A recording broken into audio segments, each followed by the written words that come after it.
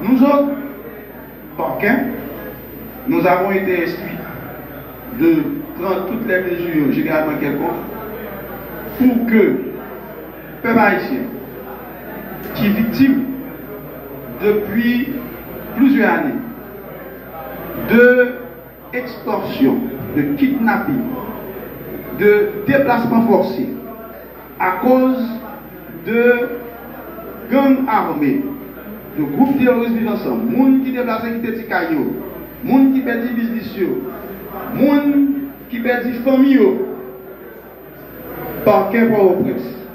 Je veux une instruction de la part du gouvernement ici, je veux une instruction de la part du ministre de la Justice pour prendre toute disposition pour traquer, poursuivre, mener devant la justice tout le monde qui participait dans le blanchiment de capitaux, tout le monde qui participait dans le financement du terrorisme, comme groupe vivant ensemble, tout le monde qui participait dans la prolifération d'armes de destruction massive.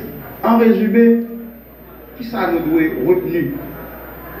Nous devons retenir que la communication, ça, objectif, c'est pour dire vaillante population haïtienne qui paye taxes pour jouer une sécurité et que l'État haïtien résolument engagé pour côté.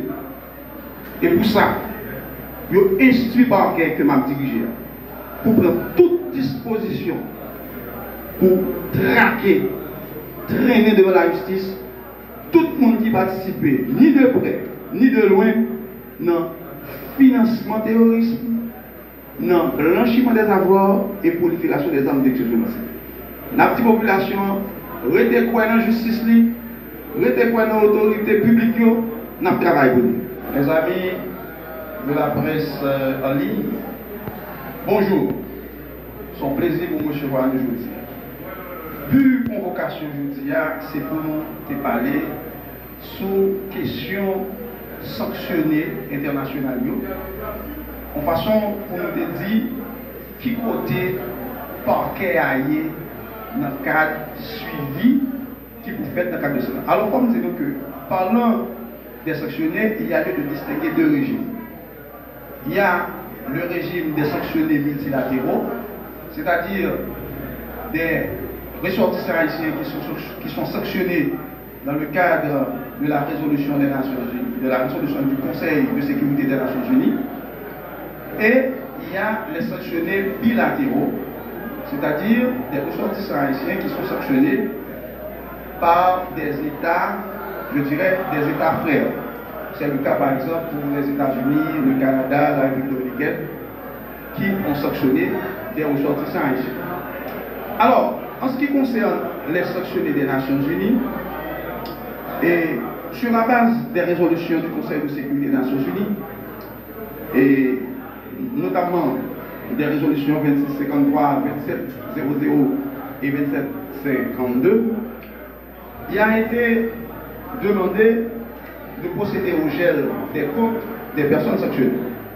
Alors, il faut dire que l'État haïtien, en tant que membre fondateur des Nations Unies, une résolution du Conseil de sécurité des Nations Unies s'oppose à l'État haïtien.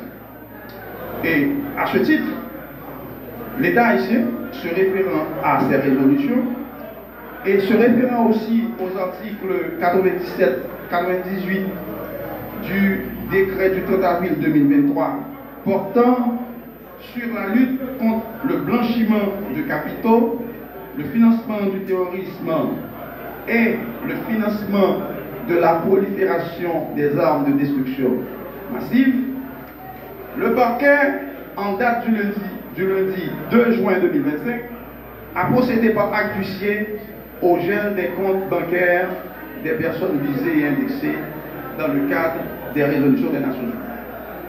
A remarqué que le crime de blanchiment, c'est le fait d'introduire de l'argent sale, c'est-à-dire l'argent issu d'une économie criminelle dans le système financier légal. Alors, de quoi il s'agit? Il s'agit de l'argent qui aurait été accumulé dans le trafic de drogue, dans le trafic d'êtres humains, dans le trafic d'organes, dans le kidnapping, dans le racket, dans des activités d'extorsion et aussi l'argent qui aurait accumulé dans le trafic illicite d'armes à feu et de munitions. Donc, en fait, le grand public doit retenir que quand on parle de blanchiment, il s'agit de fonds qui ont été accumulés dans des activités illicites et qui, par des moyens détournés, sont entrés dans le système financier légal. Alors, dans cette même perspective,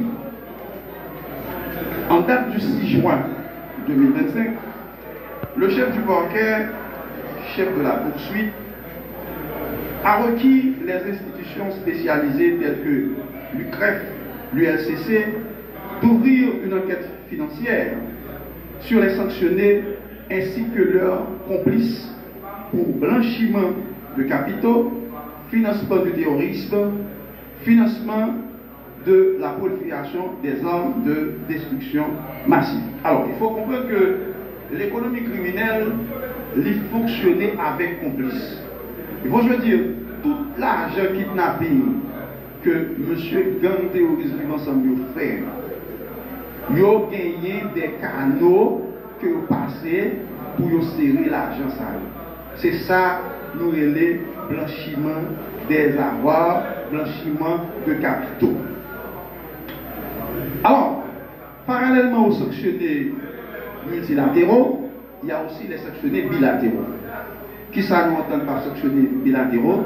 C'est des ressortissants haïtiens qui jouent une sanction dans le cadre politique, on a dit financière, dans le cadre politique, on a dit international, que un État qui s'est mis à Haïti prend contre un ressortissant haïtien. Donc, on dit ça des sanctionnés bilatéraux parce que c'est un pays qui, dans le cadre de compétences propres, il décide de sanctionner un ressortissant. Alors, en ce qui a trait à ces sanctionnés, l'État haïtien paraît dormi. Depuis le 21 mars 2025, l'État haïtien alors l'État haïtien représenté en cette matière par le ministère de la Justice et de la Sécurité publique, via le ministère des Affaires étrangères, a produit une demande d'entraide pénale auprès de ces États au fin de se renseigner davantage sur les éléments de preuve ou les indices sur lesquels ils se sont basés pour fonder leurs sanctions contre nos ressortissants haïtiens. Merci beaucoup.